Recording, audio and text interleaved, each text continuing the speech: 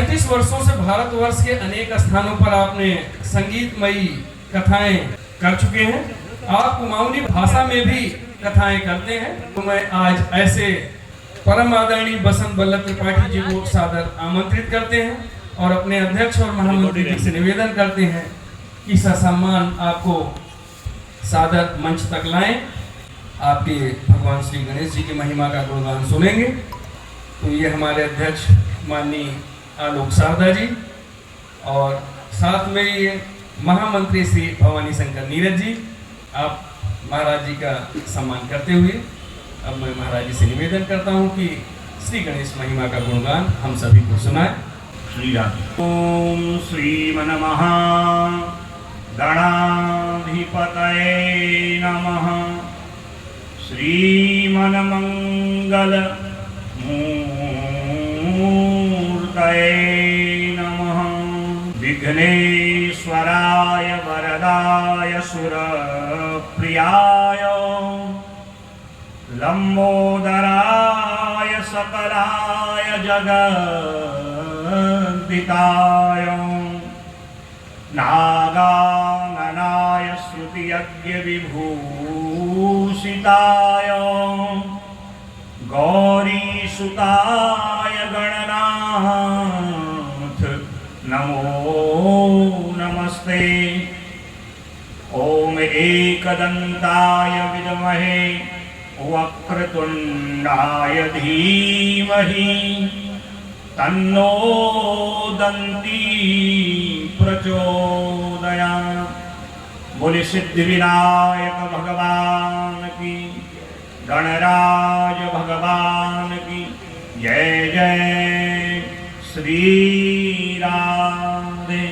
वैश्य महासभा के तत्वाधान में आयोजित पावन गणेश महोत्सव के इस पावन पांडाल में उपस्थित हल्द्वानी की सम्मानित जनता, समस्त वैश्य महासभा के पदाधिकारी गण, आयोजक मंडली, भगवान गणेश के पावन महोत्सव की अनंत शुभकामनाएं आपको मैं प्रदान करता हूं। विगत वर्षों से समाज को जोड़ने के लिए, विशेष करके युवा शक्ति को जोड़ने के लिए इस गणेश महोत्सव का आयोजन हर वर्ष किया जा रहा है और विगत 3-4 वर्षों से मुझे भी आपका स्नेह आमंत्रण यहाँ पर रहता है और मैं हर वर्ष यहाँ पर आकर के आप लोगों का दर्शन करता हूँ, भगवान गणनायक का दर्शन करता हूँ। ये मेरे लिए भी सौभाग्य की बात है। अनेक मंचों से हम लोग अलग अलग स्थानों में जाकर के, तीर्थों में जाके भागवत की कथाएं, भगवान की महिमा को सुनाते हैं, परंतु इन महोत्सवों के द्वारा हम लोगों को एकजुट होने का एक अवसर मिलता है। जब भारतवर्ष गुलामी की जंजीरों में बंधा हुआ था, तब भारत माता को अंग्रेजों के बंधन से मुक्त करने के लिए भारतवर्ष के अनेक बुद्धिजीवियों ने, बड़े बड़े सेनानियों ने अपने अपने ढंग से भारत माता को स्वतंत्रता दिलाने के लिए अनेक उपाय किए थे। किसी ने अपना घर छोड़ा, किसी ने अपने परिवार को छोड़ा, किसी ने अपना काम धंधा छोड़ा। हाँ, मैं कर दूंगा।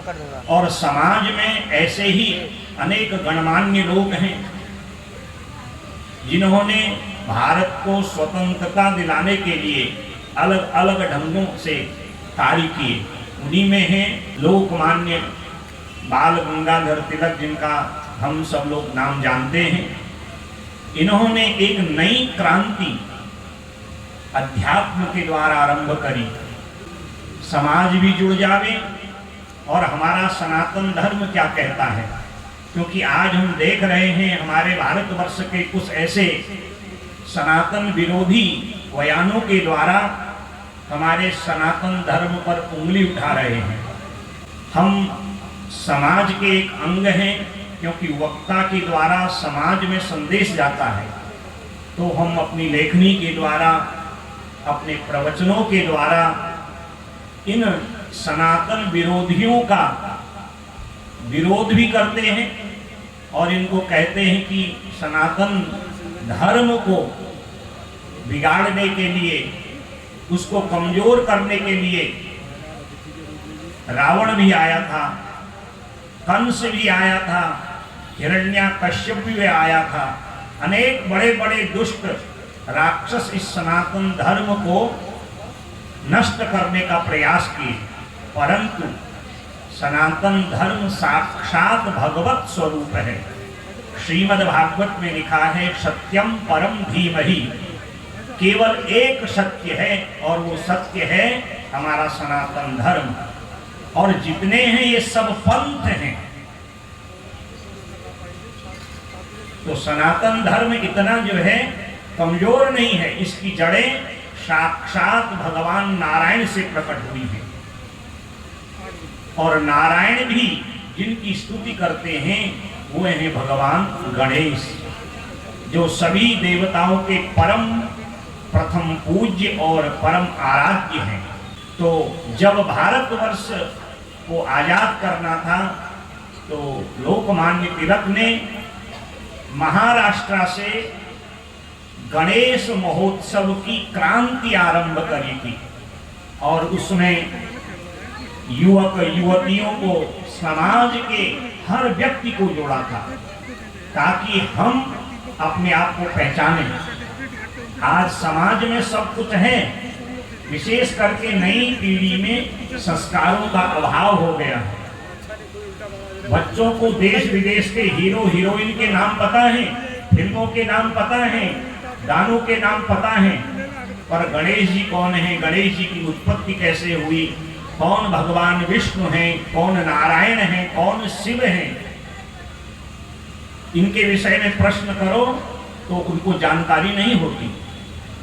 तो मैं तो अभिभावकों से यही जो है निवेदन करता हूं, आप बच्चों को मॉडर्न शिक्षा दीजिए, आधुनिक शिक्षा दीजिए, क्योंकि उसकी आवश्यकता है, पर साथ साथ उनको वैदिक संस्कार, सनातन धर्म के विषय में अवश्य बताइए। उसका दो फल होगा, वो बच्चा कल को पढ़ लिख के चाहे देश रहे विदेश रहे, धन संपत्ति जो भी कमाए, परंतु यदि सनातन धर्म के संस्कार होंगे तो वहां रह करके वो आपकी सेवा के लिए, मातृभूमि की सेवा के लिए, अपने सनातन धर्म के लिए सदैव तत्पर रहेगा। अभी हमारे भारतवर्ष में G20 का बहुत बड़ा आयोजन हुआ, आप लोगों ने देखा होगा। ये हमारे भारतवर्ष के लिए गौरव की बात है। और उस समय जो है विदेश का, ब्रिटेन का प्रधानमंत्री कहता, आई प्राउड माई सनातन धर्म, मैं अपने सनातन धर्म पर जो है गर्व करता हूं। जो पढ़ा विदेश में, पला विदेश में और विदेश में ही वहां का प्रधानमंत्री है, परंतु उसके जो पूर्वज हैं वो भारतवर्ष के हैं और उन पूर्वजों ने उसको सनातन धर्म का जो संस्कार दिया, तो उस संस्कार से वो आज क्रिश्चियन धर्म या किसी और धर्म को श्रेष्ठ नहीं बताता है और कहता है मुझे अपने सनातन धर्म पर बड़ा गर्व है और आई एम ए हिंदू। वो कहता है मैं हिंदू हूँ। और हम अपने बच्चों को विदेशी संस्कार और विदेशी भाषा का ज्ञान तो देते हैं, पर सनातन धर्म का संस्कार न देने के कारण हम अपनी संस्कृति से पिछड़ते जा रहे हैं। इसीलिए लोकमान्य गंगाधर तिलक ने इस गणेश महोत्सव का आरंभ किया था कि हम पहचाने कि गणेश जी की आराधना, गणेश जी की पूजा और गणेश जी के नाम से हमारे जीवन में कितना परिवर्तन हो सकता है। यदि हमें बुद्धि चाहिए, यदि हमें ज्ञान चाहिए, यदि हमें विवेक चाहिए और घर में रिद्धि सिद्धि चाहिए, तो नित्य गणेश जी का पूजन करिए। वेद कहते हैं त्वमेव तत्त्वमसि, त्वमेव केवलम कर्तासि त्वमेव केवलम हर्तासि त्वं ब्रह्मा त्वं विष्णु त्वं रुद्रः त्वं इंद्रः त्वं अग्नि त्वं वायु, आप ही सब कुछ हो। क्योंकि गणेश जी के विषय में बताते हैं कि जब भगवान शिव और पार्वती का विवाह हुआ तो सबसे पहले षडवदन कार्तिकेय जी का जन्म हुआ, और एक दिन ऐसे ही जया विजया माँ पार्वती को स्नान करा रही थी तो माँ ने अपनी माया के द्वारा अपने शरीर से मैल उत्पन्न कर दिया, उमा मल समुद्र भवो, और वो मैल का ढेर ऐसा वहां पर सजा कि उसमें दोनों जया विजया सखी ने मनुष्य की जैसी एक गण की जैसी आकृति बना दी। और माँ जगदम्बा पार्वती कोई साधारण स्त्री थोड़ी है, वो परम जो है प्रकृति, परम शक्ति, परम प्राण शक्ति है। और उन्होंने कृपा दृष्टि से उस मैल के ढेले से भगवान गणेश जी को प्रकट किया। कहा आज से तुम सभी गणों के मुखिया हो, प्रमुख हो, गणानाम ईश हो, गणों के ईश हो, इसलिए तुम्हारा नाम गणेश। और जब तक मेरी आज्ञा न हो किसी को प्रवेश न दे। ये कथा आपने अनेक बार सुनी होगी, पर बच्चों को इस कथा को, इस बात को बताया करो कि गणेश जी हमारे परम आराध्य, यहाँ तक कि ब्रह्मा भी, विष्णु भी, शिव भी उनकी पूजा करते हैं। क्यों? क्योंकि उन्होंने अपने विवेक, अपने चातुर्य, अपने ज्ञान के द्वारा सबको जीत लिया। और गणेश जी मुख्य द्वार पर प्रमुख गण के रूप में जब विराजमान हो गए तो उस समय घर में प्रवेश लेने के लिए भगवान शंकर आए तो गणेश जी ने रोक दिया। भगवान ने सोचा चलो बाल हट है, थोड़ी देर में शांत हो जाएंगे, पुनः आऊंगा। पुनः आए तो गणेश जी ने रोक दिया, भाई जब तक माँ की आज्ञा न हो आप प्रवेश नहीं कर सकते हैं। और तत्पश्चात भगवान शिव वहां से गए, उन्होंने कार्तिकेय को भेजा, ब्रह्मा जी को भेजा, अपने एक एक वीरभद्र, नंदीश्वर आदि गणों को भेजा।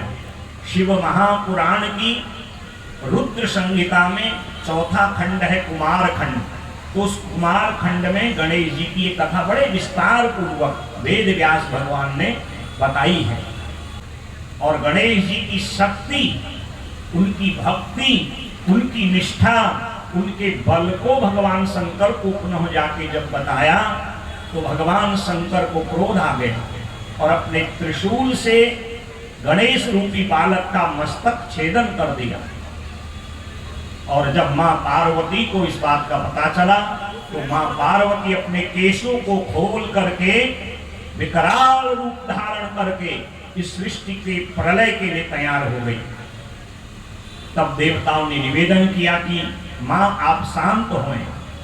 नमो देव्यै महादेव्यै शिवायै सततम नमः, नमः प्रकृत्यै भद्रायै नियताः प्रणताः स्तताम्। अनेक मंत्रों से मां जगदम्बा की जब स्तुति करी, हे मां आप ही काली हैं, आप ही लक्ष्मी हैं, आप ही स्वाहा हैं, आप ही स्वदा हैं, आप ही सृष्टि का निर्माण करती हैं, सृजन करती हैं, पालन करती हैं और संतुलन क्रिया के द्वारा इसका संहार करती हैं।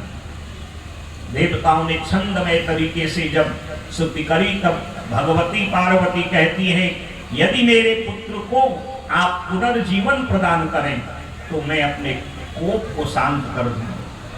भगवान शंकर ने अपने गणों को निर्देश दिया, जाओ उत्तर दिशा की ओर, जो पहले मिलेगा उसका मस्तक काट के ले आना। पहले एक गज का दर्शन हुआ, हाथी का दर्शन, और उसके मस्तक को काट के लाए और गणेश जी के कटे धड़ पर उस मस्तक को लगाया। इसीलिए भगवान गणेश जी का एक नाम है गजानन। बोले गजानन भगवान की। और सारे शरीर में क्योंकि रक्त निकला था ना, तो भगवान शंकर ने गणेश जी के मस्तक पर सिंदूर डाला। 21 दूर्वा से ओम गणाधिप नमस्तेस्तु, ओम उमापुत्र नमस्तेस्तु, ओम एकदंत नमस्तेस्तु। एक एक मंत्र में 2-2 दूर्वा चावल उनके मस्तक पर अर्पण किया और सुंदर मोदक का पकवान उनको अर्पण किया।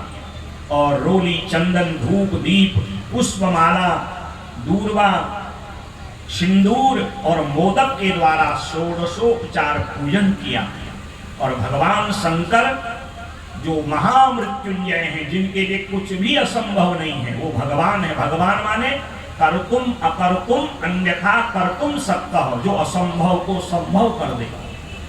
भगवान ने पुनः गणेश जी को पुनर्जीवन प्रदान किया और आज स्वयं भगवान शंकर कहते हैं, आज से भाद्र कृष्ण चतुर्थी और माघ कृष्ण चतुर्थी 2 बार तुम्हारा जन्म हुआ है, और विशेष करके जो हर चतुर्थी को तुम्हारी पूजा करेंगे उनके जीवन के समस्त संकट, विघ्न आदि दूर हो जाएंगे। और इस प्रकार गणेश जी को पुनर्जीवन प्रदान किया, उनको बल, बुद्धि, विद्या प्रदान करी। और जब दोनों पुत्र कार्तिकेय गणेश बड़े हुए तो निर्णय हुआ कि ब्याह पहले उसका होगा जो पहले पृथ्वी की परिक्रमा करके लौटे। कार्तिकेय जी मयूर वाहन में विराजमान होकर परिक्रमा करने निकले।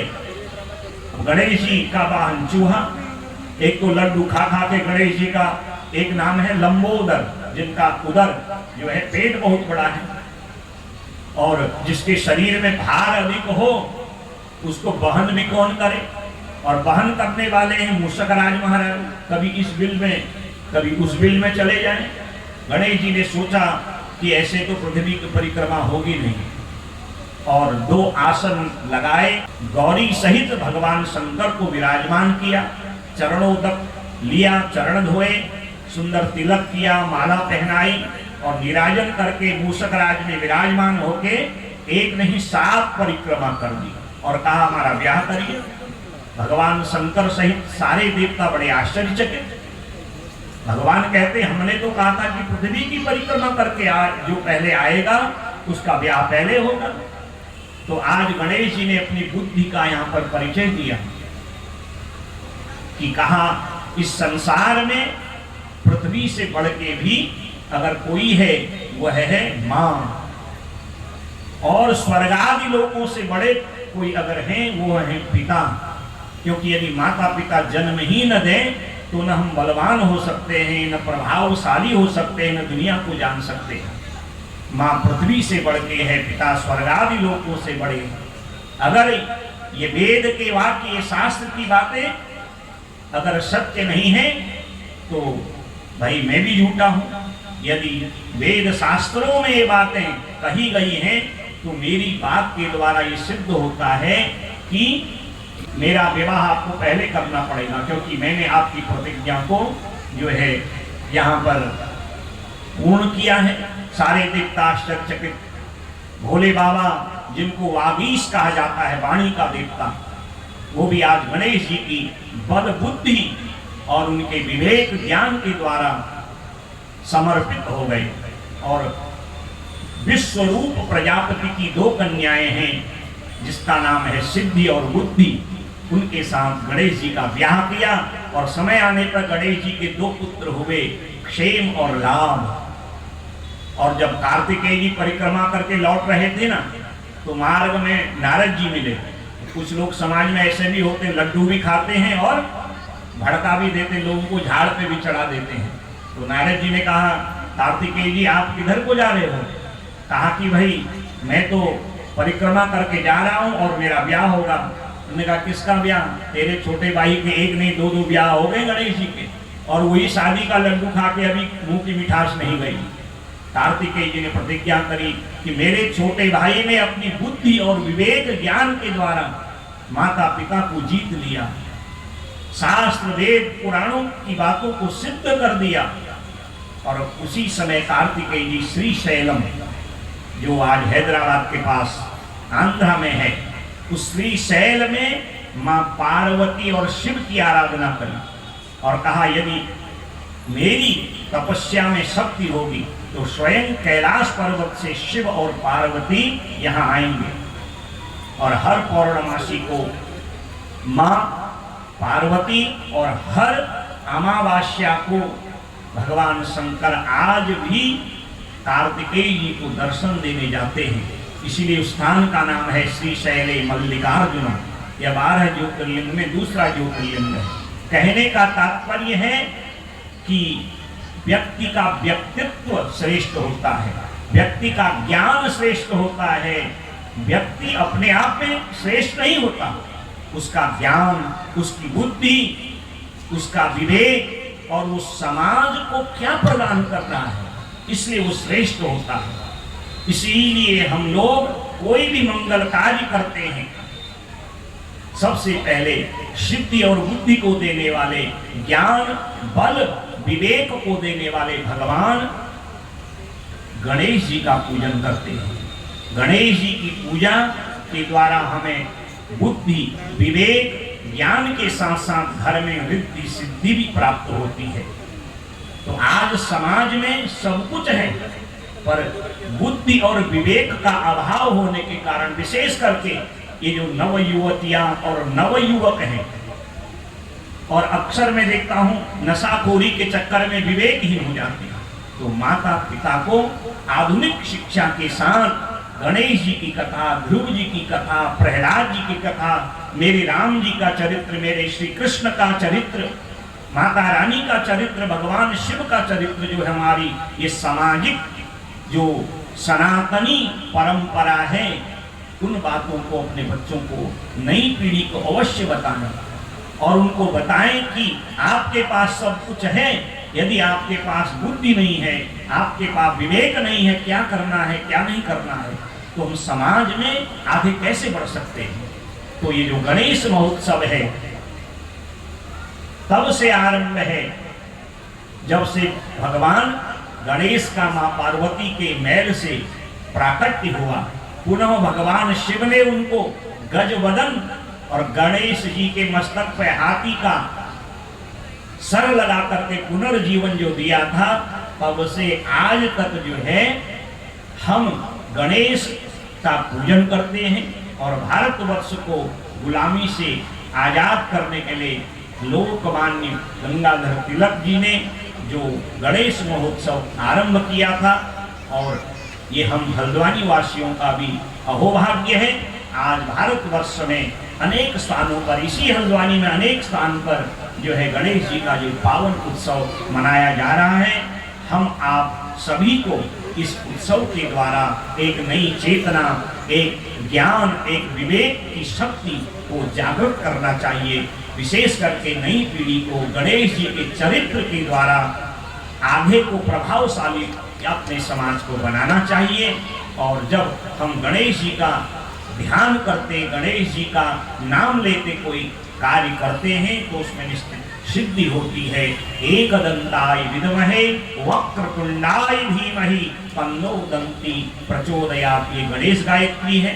और अगर इतना न हो, ओम गं गणपतये नमः, इस पावन मंत्र को उठते बैठते, सोते जाते, जागते, खाते पीते, चलते फिरते, क्योंकि भाय उभाय अनख आलसहु नाम जपत मंगल दिस दसहु, गणेश जी के पावन विघ्न हरण नाम को, ओम गं गणपतये नमः को जो नित्य जपते हैं, उनके समस्त संकट, उनकी आपत्तियां, उनके समस्त क्लेश, उनकी समस्त दुख, उनके समस्त संकटों का गणेश जी निराकरण करते हैं। इसलिए उनका एक नाम है विघ्न हरण। बोले विघ्न हरण भगवान की जय। इतना कहते हुए आप सभी लोगों को, हल्द्वानी वासियों को और वैश्य महासभा के आयोजक मंडली को अनंत शुभकामना देते हुए अपने वक्तव्य को यहीं पर विश्राम देता हूँ। जय जय श्री राधे, जय जय श्री राधे, जय जय श्री राधे। ओम पूर्णमदः पूर्णमिदं पूर्णात् पूर्णमुदच्यते पूर्णस्य पूर्णमादाय पूर्णमेवावशिष्यते। धन्यवाद। और अभी आप प्रकांड विद्वान परम आदरणीय बसंत बल्लभ त्रिपाठी जी